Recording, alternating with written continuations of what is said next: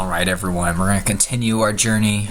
We're now going to do shock resuscitation, learn a little bit about Lucas devices, so that you'll be well prepared and kind of the forefront of resuscitation science. So a shame of coronavirus, one of the biggest shames in my opinion, is that you won't be able to do CPR next weekend. However, we will get you to be able to do CPR soon. So this lecture may be a little premature. However, I think that you will manage and it will be okay. But basically, we're going to dive down into the big picture of resuscitating a person. And when you do your skills of CPR, that will kind of tie things together. So maybe this won't be too bad after all to do before CPR. As always, email me with any questions. We're going to talk about cardiac arrest. So do you remember the definition of cardiac arrest? You know, it's the sudden stop of heart function, and dead meat don't beat. And so if the rest of the body is starved of oxygen soon, not only will cardiac arrest lead to cardiac death, but whole body death. And generally, we want to avoid that. All right, so resuscitation is the process of bringing back the patient from potential or apparent death. So homeboy down here is kind of maybe dead, but our EMTs are eagerly putting pads on to defibrillate this patient. So maybe he's in VTAC, VFib. Homeboy over here is standing back. He's not going to be touching that electricity because he doesn't want to get hurt. Great. So we talked about cardiac arrest, completely ineffective, no pulse. So that's kind of the definition. If you can't feel a pulse during cardiac arrest. And the definition of sudden death is the patient dies in an hour. So let's talk about some pathophysiology, all right? So when heart rhythm stops, within 4 minutes following that arrest, the stores of oxygen and sugar, glucose, right, all of our perfusion is used up, and then heart tissue will start to die. All right, remember, it's like you're 3 minutes without oxygen, 3 days without water, 3 months without food, kind of the same thing. I mean, it says 4 minutes, you know, it's kind of variable. But then after the electrical phase, circulatory phase, right after that first 3 to 4 minutes, then the cardiac muscle switches to anaerobic metabolism, and as you know, tissue can't survive long in anaerobic metabolism, right? Do you remember what's the major waste product in anaerobic metabolism? It's lactic acid, and lactic acid is an acid, so even tissues and proteins are very susceptible to the buildup of that, so that's not good, right? So after that, the 10 minutes of that anaerobic metabolism, now cells are swelling, rupture, and dying, which cells are apt to die in that situation. So cardiac arrest, to treat cardiac arrest, the big picture is something called CPR, cardiopulmonary resuscitation. So the cardiac portion is these chest compressions. So if the heart isn't beating itself, if we do a mechanical force by pushing down against the heart, squeezing the heart between the sternum and vertebral column, then that will eject blood. And so we can actually maintain some perfusion with that. Where the pulmonary comes into perspective is we can do airways and give someone 100% oxygen and ventilate for them because their heart and lungs aren't working. So CPR helps maintain myocardial perfusion, the brain, right? Everything requires oxygen, so circulating that the oxygenated blood to help perfuse tissues is critical to treating cardiac arrest in resuscitation. We also, if we could restore the heart doing it by itself with defibrillation, the heart is so much better at perfusing the whole body than we are, right? The heart, its whole job is just a pump, and its whole job is to perfuse the entire body. Right, and so if it goes out and we take over for it, you know, we're not as good at perfusing the whole body compared to the heart. So if we can fix the heart beating itself, then that's even better. So a couple of terms so that we're all standardized. All right, so downtime is the start of when someone goes into cardiac arrest until CPR is effectively performed. All right, and you can imagine that the longer the downtime, so the longer it takes for EMS and fire to get to someone who's in cardiac arrest where bystander's not doing CPR, the longer that is, the less likely that patient will live. And the statistic that is widely cited is for every 1 minute, which is not a lot of time, for every 1 minute that CPR and defibrillation is delayed from the onset of cardiac arrest, chance of survival decreases by 10%. All right. Now in Orange County, our average response time is like 12, 14 minutes. And so if no one is doing CPR right at the onset, that is a 120% chance that that person will die. All right. So that is not good. So getting the lay public trained in CPR. I know in all the high schools in North Carolina, people have to do CPR training, but you have to be up to date on it. All healthcare providers have to do CPR training. So just, taking it seriously and being prepared and improving emergency response time is important to minimize downtime. So additional words would be total downtime is the time that the patient goes into cardiac arrest until this term ROSC. This is return of spontaneous circulation. That just means the heart starts beating on its own again. All right, so downtime itself is heart stops, how long until CPR started, but then there's an additional period of time, how long does CPR go for until the heart starts again? And that would be your total downtime. Okay, so the start of cardiac arrest until ROSC. So ROSC is pulse is regained, and survive. Let's define survival. The person survives. You should never define a term using the term. Okay. When do we not resuscitate people? You've probably, I think in the introduction module, you've been exposed to this before. But basically, if someone is putrefied, if they're decomposing, if they have rigor, if they're stiff, you will not save them. So of course, decomposing that is way too late for that to restart their heart. Dependent lividity is a good term. Basically, dependent means like gravity, like weighing down. Lividity, so the discoloration of skin due to pooling of blood. And frequently, if you go to if you work in EMS, sometimes you'll just go to people who have been found down, and it's unknown how long they've been there. But you'll go and you'll see kind of whatever they're laying on is darker than everything else, and that's because the blood isn't being pumped around, so it settles down from gravity, and you will be discolored in that spot. So I've seen this frequently. If there's a non-survivable injury, if someone's been shot in the head or decapitated, CPR is the least of their concerns, and it won't fix them. All right, and then if someone has a DNR or a will, it says, please don't resuscitate me, you should not resuscitate them. But it should be presentable to you.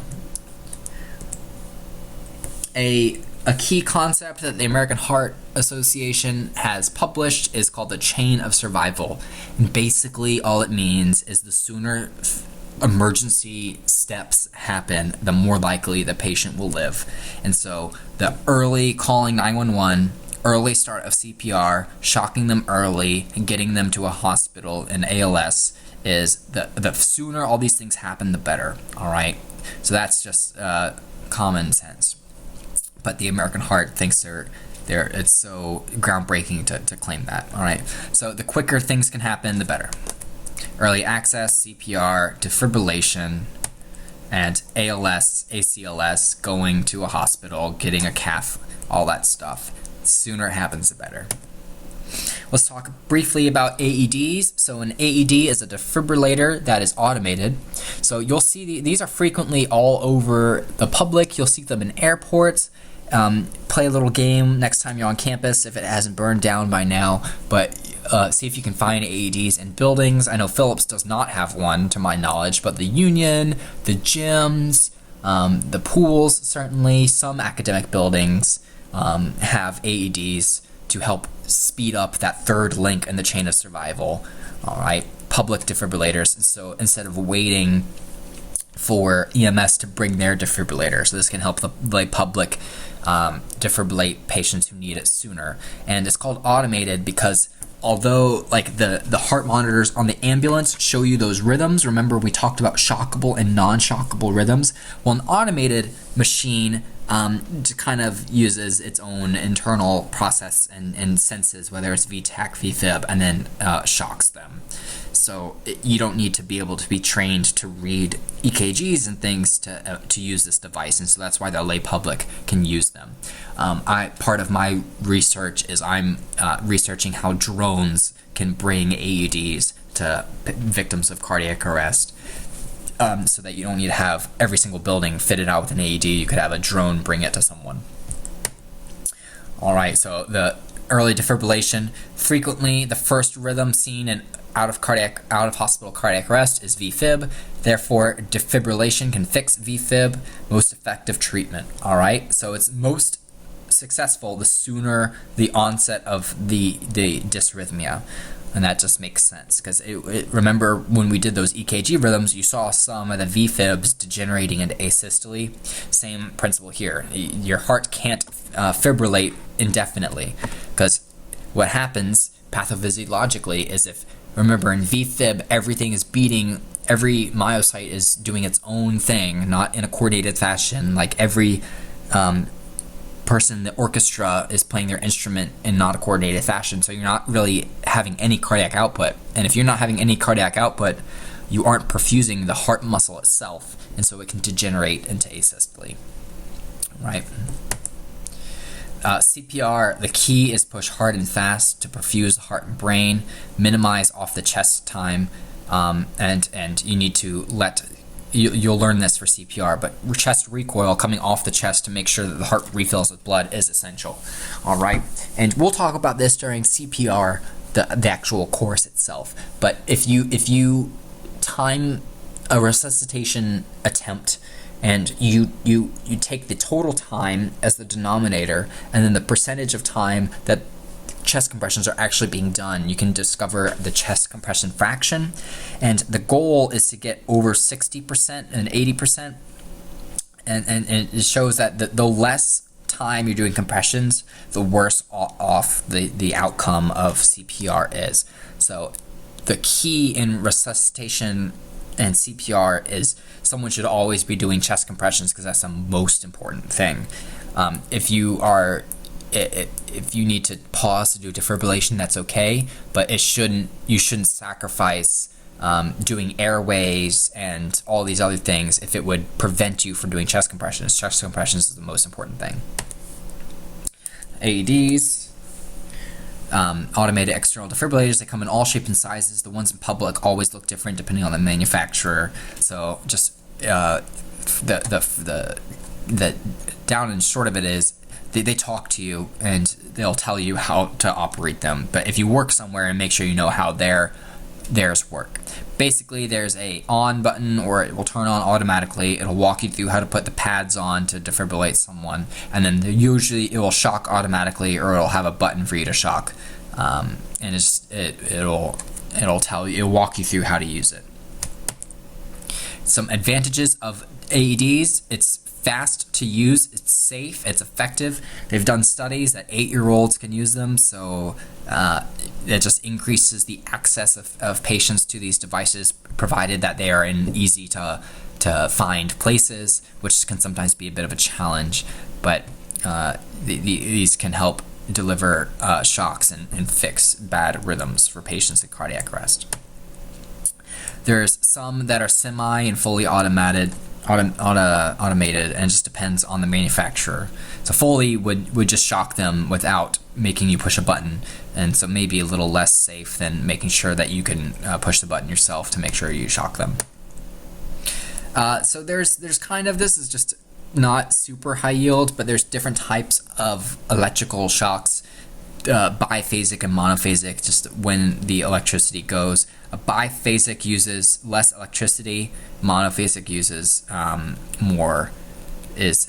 more energy, would be less effective. So biphasic is more effective with less energy, monophasic is less effective with more energy. So there you go. You won't be tested on that. It's just, this is dumb. But basically there's different dosages of electricity, and you won't have to pick the dosage because it's an automated device. So AEDs, the importance for these things is the battery should, because it uses electricity, the battery should be checked. I sometimes doubt that the ones in public are frequently checked. I think I saw expired pads on one of the ones in the Union. So all these things, make sure the pads are up to date, make sure the batteries are up to date, the cables. So if the pads aren't even connected to the device, it wouldn't work. But what usually when AEDs don't work is because the operator isn't working or the battery is not working. Right? If you don't follow the instructions or you're doing something wrong, that's when this comes into a problem. Don't put this on someone who is not dead. So if you put this on, like me, for example, you could potentially shock me into asystole and kill me. So if someone is unresponsive, then you would consider putting this on if they have no pulse. All right. Things not to do with AEDs. Don't touch the patient when they're shocking. So if you're touching the patient, electricity could travel to you and you don't want to be shocked. So it's really important if you're managing the AED to make sure everyone is clear. So this is your chance to yell clear to everyone. Don't move the patient because that could be because remember, it's an automated device. It's looking for heart rhythms that it could shock. So if you move the patient, either it will think it can shock when it really shouldn't, or it will say, and maybe it will think that it can't shock when it really could. So minimizing that variable, so making sure the patient is very still, everyone's off when it's analyzing. If a patient is in water, they need to be dried off and pulled out of the water.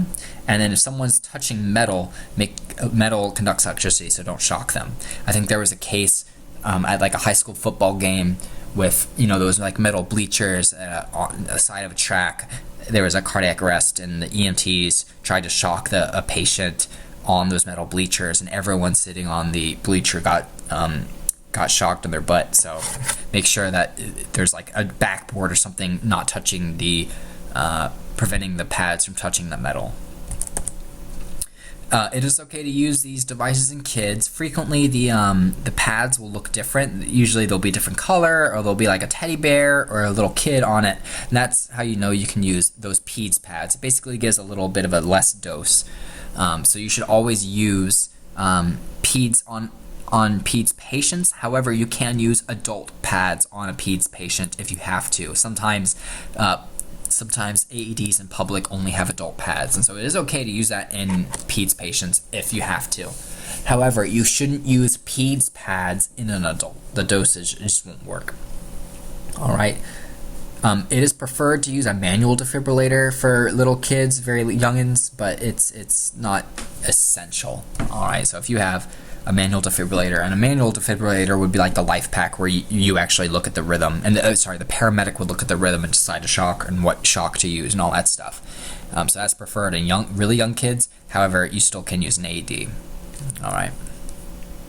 The key with kids is make sure the pads do not touch each other. So you'll learn when we do CPR that the pads go on the upper right chest and the lower left chest, and the sizes don't change. Well, so between adults and peds the sizes change, but for like older kids and younger kids, it's the same size of pad, and so a younger kid has a smaller chest, and so technically if you do it upper right, lower left, it could cause the pads to touch. So if that happens, put the pads on the front of the chest and on the patient's back, so you can actually see, here's a little kid, the front and the back instead of the lower left and upper right. So if they touch, that the electricity would just go from one pad to the other instead of through the patient's body. So that's important to know. So analysis of rhythms, we've talked about this. So if you see chaos, this is VFib, this can be shocked, right? Shockable with defibrillation. Here's another example, a VTAC, up and down, up and down, up and down. This can be shocked with defibrillation and fixed. However, asystole can't be shocked. Remember, defibrillating someone induces asystole with the hope that their normal rhythm will come back. And so if someone's already in asystole, you're not gonna do anything. You're just gonna cause problems if you shock them. So you cannot shock this. And then we talked about PEA. If you actually see a normal sinus rhythm, but you feel no pulse, that's called PEA. You can't shock that. You would actually degenerate the rhythm into a systole and make it worse. PEA, no shockable. So make sure you understand what's shockable and what is not. So cardiac arrest, the AED, so the standard process is you put it on the patient. It'll either analyze and say shock advised or no shock advised. If it says shock advised, you get clear and you push the shock button when it tells you, and that means that the underlying rhythm is probably VTAC or VFib, and you might be able to fix them. However, if it says no shock advised, that can mean a couple things. Either the patient actually has a pulse, or they have a systole or PEA. So you don't know what the case is here, and we don't really check for pulses during CPR. You'll learn kind of Lynn's rule of thumb of when you should stop CPR to check for a pulse, but if you get a no shock advised, you should just go back into CPR. All right. So the AHA recommends no pulse checks. So you would think like, oh, well, one of the options if it says no shock advised is a pulse. I want to make sure that that's going on. But if you did a primary assessment and determined someone's in cardiac arrest, because you check a pulse during primary and you put this pads on, it says no shock advised, the likelihood that they gained a pulse during that is very low. And remember, for every minute things are delayed, chance of survival decreases. So the risk of checking for a pulse far outweighs the benefits of finding one. So that's why you shouldn't recheck a pulse. If you get a no shock advised prompt, you should just go back into CPR and chest compressions. However, if you do check for a pulse, and we'll teach you when you really should do that, like as a big picture thing. But if you check for a pulse, it should be very fast, no more than 10 seconds. That's key. When you shock, no one should be touching the patient. The mask should be disconnected.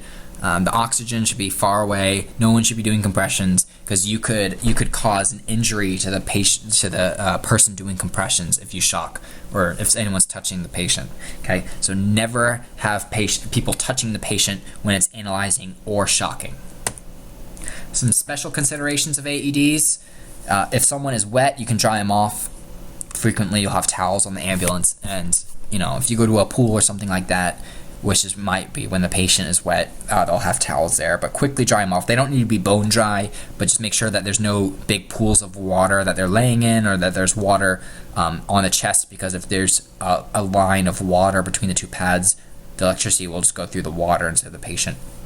If someone's hairy, the pads may not stick well. I personally have never seen someone so hairy that the pads don't work, but there's always a risk. So frequently public AEDs will have razors or things like that to dry shave. This doesn't make any sense. You would dry shave up here because this is where the pad would go. You wouldn't do it on the left chest, so I'm going to write them a letter. But basically, where the pads would go, you just shave off frequently. You could, if you have two sets of pads, you could use one pad, and if it doesn't work, rip it off and kind of wax them, and then use the second set of pads. But don't do that if you don't have a backup set. You should cut off hair if you can. Additionally, if you have a set of adult and peds pads and they're super hairy, you could use the peds pads to wax them and then use the adult pads after you wax them. But make sure you have a backup set before you try that method. Otherwise, you shouldn't do that. If you see medicine patches on patients, remove them with a gloved hand. So there could be a problem with the medicine, and so you don't want to absorb that medicine yourself. So make sure you have a gloved hand and just remove it, because it would impair the electricity through there. If you see a pacemaker, the pacemaker could block current through the pads. Frequently, I've only seen pacemakers on the left side of the chest. So if your pad is on the right side, like up here, it shouldn't affect the left. Just don't put pads directly on top of the pacemaker. But you're not going to remove people's pacemakers. Just if it's in the way, move your pad at least an inch away in this region. So if this were a pacemaker, for example, just put the pad kind of up here, or over here, or down here, just so it's in the right chest, but it's not directly on top of it. Frequently the pacemakers are on the left, but just if it's on the right, that's what you would do. So to recognize and treat cardiac arrest, if someone is unresponsive, so your MABCs, right? Unresponsive, no pulse, no breathing. Sometimes people in cardiac arrest will like gasp for air. infrequently and irregularly. It's not normal breathing. That's called agonal breathing. Just make sure that you check for a pulse and responsiveness. But basically, if someone has clinical signs consistent with cardiac arrest, you should do CPR. All right, always scene safety, general impression, all that stuff. As soon as you can, put the AED on the patient. Okay, so here's an example of this provider is doing compressions and this one is getting the AED ready. So like I mentioned, for every minute that things aren't being done, chance of survival decreases. So if someone has a pulse, don't put the AED on, because you could actually shock them and get rid of their pulse. All right.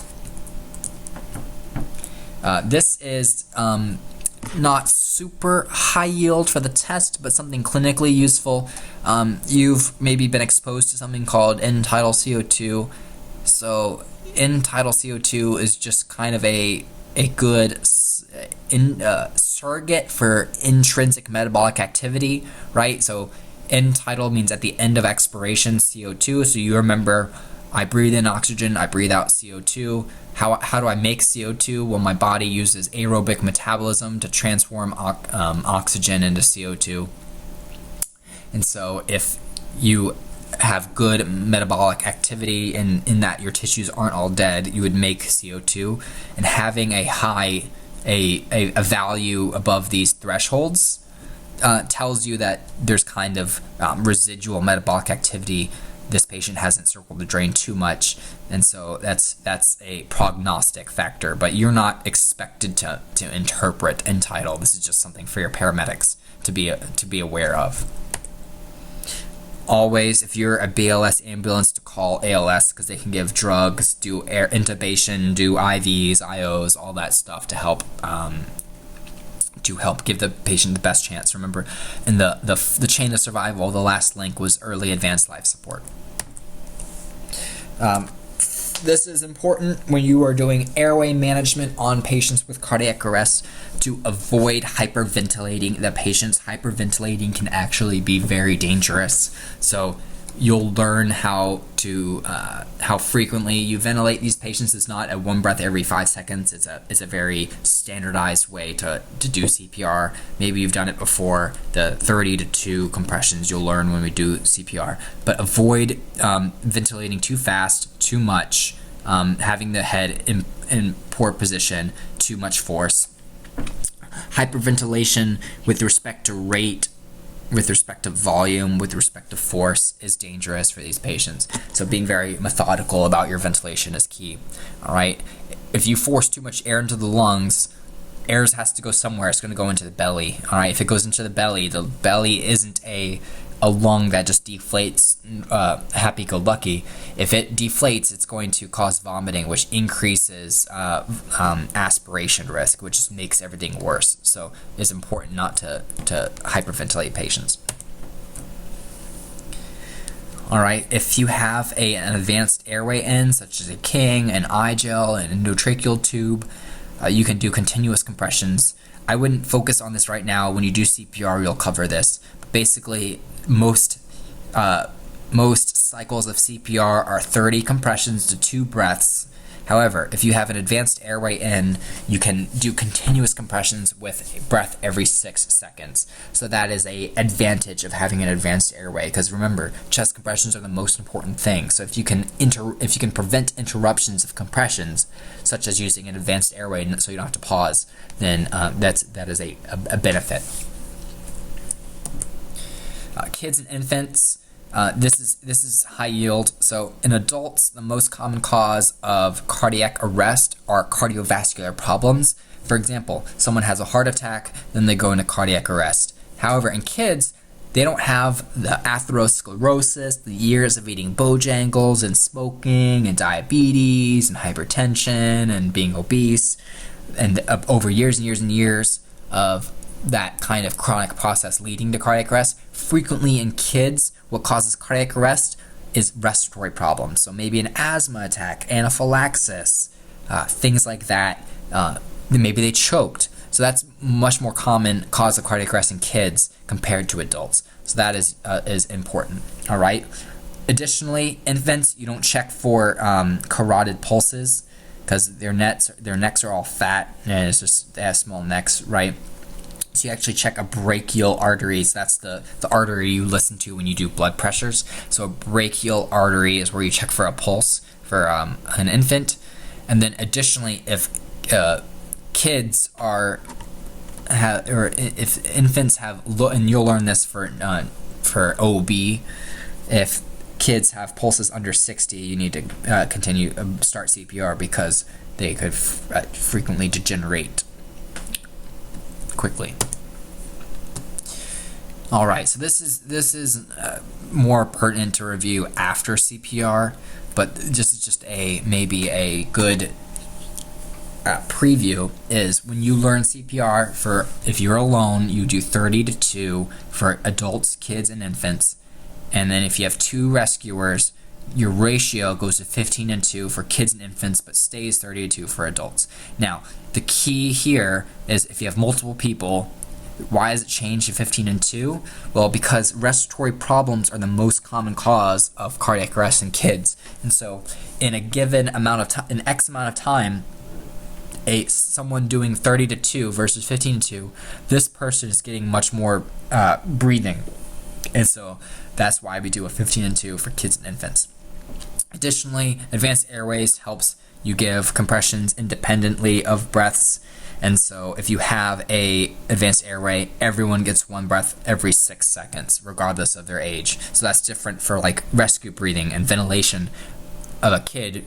You would think 1 breath every 3 seconds if it's continuous, but in CPR, it's always 1 every 6 for everyone. So when do you stop CPR? Well, if the patient starts breathing or has a pulse, so if they get ROSC, return of spontaneous circulation, so an obvious sign of life. If you transfer them, so if you're bringing someone to the hospital who's in cardiac arrest, you can transfer them to the hospital. If you are too tired to continue and it's hazardous to your own health to continue, if someone just gives you permission to terminate of your medical direction tells you to terminate, and then in NC, so I mentioned this in title of 1020, this is something for paramedics to decide. You wouldn't have the equipment to necessarily do this, but like I mentioned, it was a prognostic factor. Just be aware of in title and kind of how it can be used as a surrogate, but that's another indicator. Frequently, you'll go to a cardiac arrest and you'll work it for a long period of time, and then the paramedic will call medical control to get orders to terminate. All right, so there may be a physician on scene, likely not, or you call medical direction to get orders to terminate. You don't make that determination yourself. You don't make that determination yourself unless there's an obvious indication to not do CPR, like we mentioned earlier, such as putrefaction, decomposition, an injury incompatible with life, dependent lividity, rigor mortis, all that. So when you transport someone in cardiac arrest, so this is important. You do not transport someone who has no pulse. All right, you can't do CPR in a moving ambulance. You might think you can, but the data shows that your compressions, when you're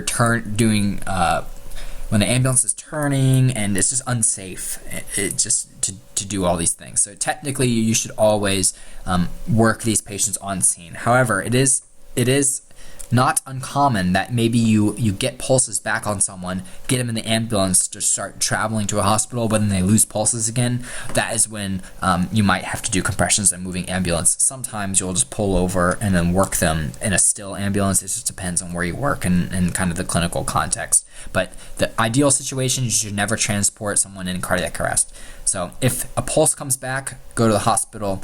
This says under 18 years of age. Just because peds patients are kind of like a high emotion, high risk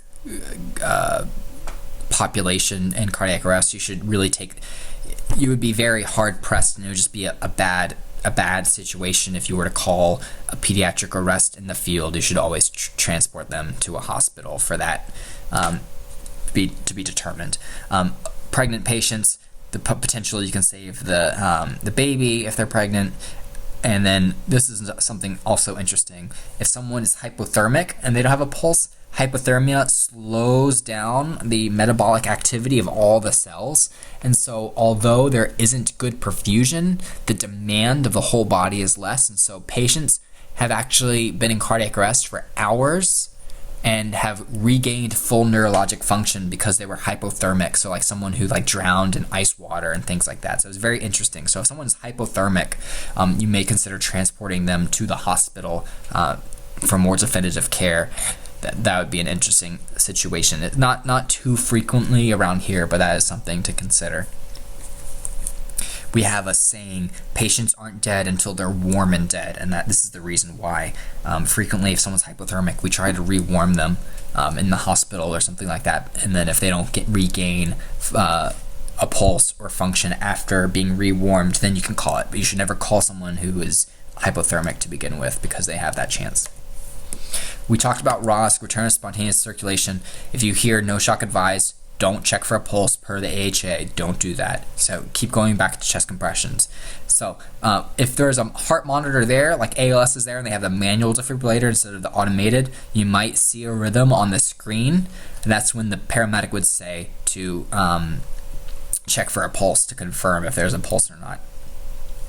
Sometimes, this is that key I said to think earlier. So technically, AHA says don't recheck a pulse. However, that's for like the lay public in the field. You're going to be on an ambulance with ALS and heart monitors, and it is reasonable if you have 2 no shock advised in a row, provided you're not just a good Samaritan volunteer responder on the side of the road and you're not in an ambulance. If you're on an ambulance and you have all these things, this is reasonable. After a second no shock advised, now you can check for a pulse. But remember, just because you check for a pulse doesn't mean you're done with care. If you don't have a pulse after that check, go back into CPR.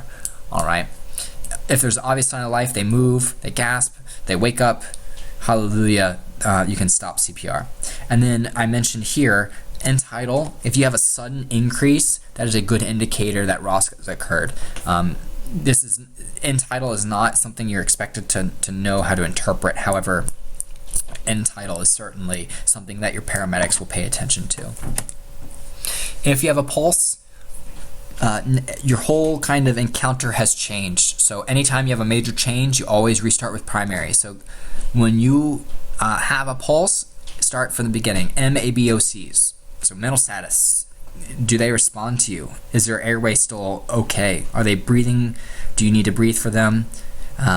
Make sure you ventilate them over 94. Check vital signs. It's so important to assess their blood pressure because paramedics may need to increase their blood pressure, give them IV fluids, all that stuff. So don't forget to check vital signs. Blood pressure is super important too. All right, just because you have ROSCs doesn't mean you're out of the clear. They can degenerate. So this is almost someone you should be checking almost every 3 minutes, but technically we teach you every 5 for critical patients. But if they change, go back to primary assessment and check for a pulse. Once you get ROSC, transport them to a hospital. All right, keep the AED pads on, but turn off the AED because you don't want to remove them and then have to. They're gunk once you remove them. So you can turn off the AED. That's okay. You want them to be on a hard surface in case you need to do compressions on the way to the hospital, or if you need to pull over to do compressions. So put them on a backboard, especially because they can't help you move. So backboards are good transport assistant devices. If they rearrest, stop the ambulance and do compressions there. Sometimes you'll drive to the hospital, but the technical right answer, because you can't do CPR effectively, is to pull over and do it then. And same thing, the AED, you can't do compressions effectively in a moving vehicle, and you can't do the AED in a moving vehicle. All right. There's also some automated devices, and I'll show you a video about one specific device called the Lucas. But an automated chest compression device is something that can take over compressions so that it can free up resources. So a mechanical piston, a benefit of this is that it compresses a consistent rate and depth without being tired like a person. So these are good devices. In Orange County, we don't carry them. I think Durham has a couple of them, so you might see them. All right, so basically what you do is you would initiate compressions, and your partners would kind of position this. You would pause compressions and put the plunger on and start the device. All right, it needs to be there needs to be a counterweight, since that's why there's a backboard behind it, and it's kind of attached to it to compress down. You configure the depth and rate. It's predetermined, and you just make sure you move the plunger. So this frees providers to do other tasks and eliminates compression person fatigue. This is also useful because you could use this in a moving vehicle. You wouldn't be able to necessarily do the AED, but this would be safe in a moving vehicle. So I'll show you the Lucas device now.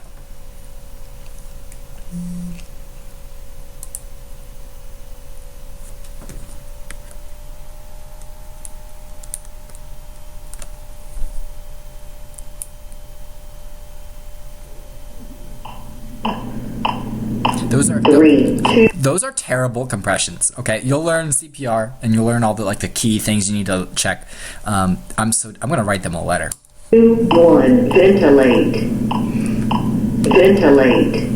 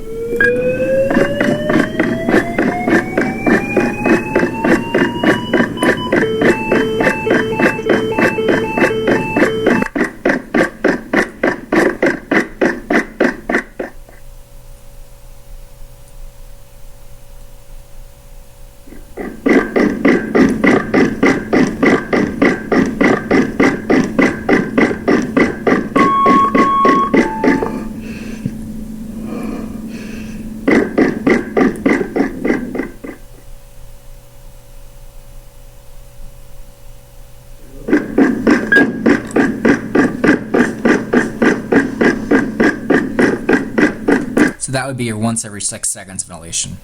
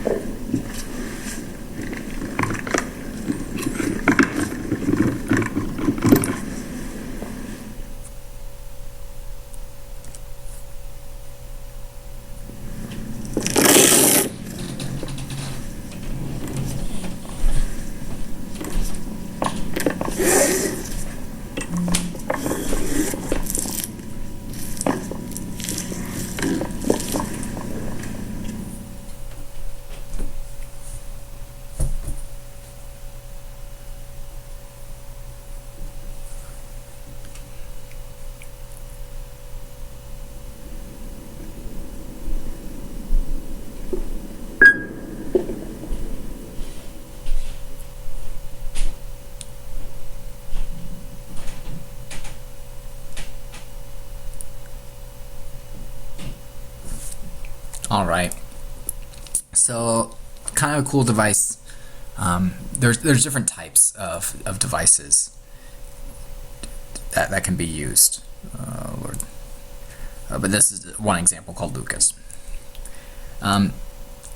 So there's other, like they're called band devices, vests. This is an example, just as another type of device that does kind of attach around the backboard and will do a band, instead of like a suction cup, a band of compressions. The effectiveness of these are a little bit less conclusive compared to the suction cup devices. And just here is an example. So you can see the stretcher. You could have a backboard underneath, but then this would need, because this is the whole thing is the automated mechanical device, and so you would have to put this underneath the patient as well. And it shows you where the head is. It looks like, oh, here's where like the on buttons, all that stuff are, but this would just go across the chest. The key thing here is that BLS saves lives, okay? So it's fancy that the mechanical CPR and then the paramedics get all the glory because they can give all the medicines and they can read heart rhythms and decide when to shock or not. But the evidence is super clear that BLS, CPR, the AED is really what saves lives. And more so even just before the ambulance gets there. So like bystanders doing CPR and using public available AEDs is really what saves lives. All the paramedics get all the glory. It really comes down to the EMTs, because EMTs save paramedics, but paramedics may or may not save patients. All right, if you have any questions, feel free to email me. We're going to wrap up the rest of our lecture day for Thursday with respiratory emergencies. All right.